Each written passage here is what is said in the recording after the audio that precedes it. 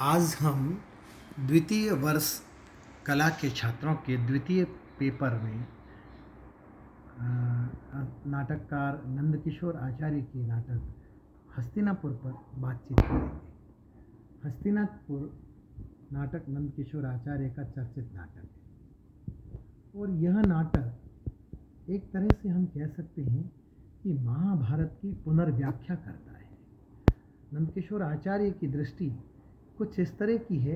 कि वे चीज़ों को एकदम गहरी, साफ और बहुत ही उज्ज्वल दृष्टि से देखते हैं और ऐसे कोणों से देखते हैं जिन कोणों से पहले घटनाओं, वस्तुओं, चरित्रों, पात्रों को देखा नहीं गया है। आप देखेंगे कि यह हस्तिनापुर नाटक जो है उसकी कथा का मूल महाभारत है, लेकिन प्रिय छात्रों और पाठकों, श्रोताओं, ये महाभारत की कथा नहीं कहता। ये कथा कहता है स्त्री की त्रासदी की, स्त्री की सीमाओं की, स्त्री जीवन की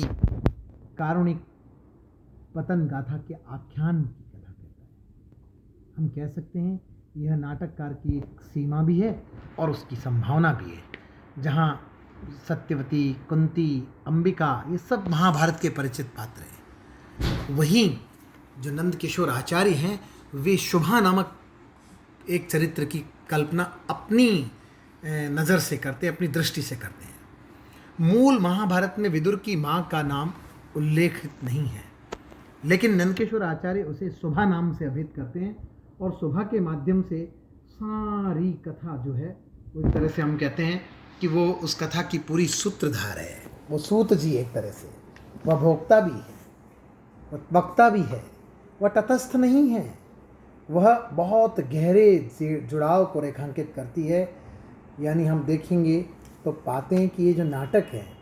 वो एक रात में देखा, कहा और सुना गया नाटक है। सुभा द्वारा कुंती को दिखाया गया नाटक एक तरह से, यानी महाभारत एक पुत्र द्वारा दूसरे पुत्र को सुनाया गया इतिहास है, वहीं हस्तिनापुर एक माँ द्वारा दूसरी माँ को दिखाया गया इतिहास है।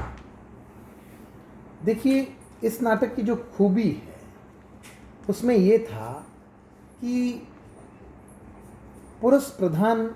किसी भी रचना में जो नारी की पीड़ाएं अक्सर दब जाती हैं और स्त्री को सहनशील स्त्री के रूप में दिखाया जाता है, लेकिन नंदकिशोर आचार्य की स्त्री पात्र उस तरह से दबते नहीं हैं, वरन वे तार्किक होकर मानव जाति की उस व्यथा को वाणी देते हैं, उस आक्रोश को साधते हैं और उस परंपरा को चुनौती देते हैं जो स्त्री को दमित करती आई है, दबाती आई है। ये उनके नाटकों की बहुत ज़बरदस्त विशेषता है कि वे इतिहास और पुराण के उन महानायकों की मानवीय दुर्बलताओं को हमारे सामने लाते हैं जो उनकी महानता में अक्सर खो जाया करती है। और ये जो उनकी महानता है, चाहे वो उसी महानता में उस स्त्री त्रासदी के बीज छुपे हैं।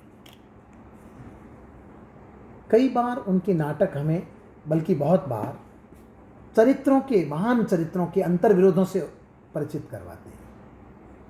जो कि बावजूद उन चारित्रिक दुर्बलताओं के वे महान हैं।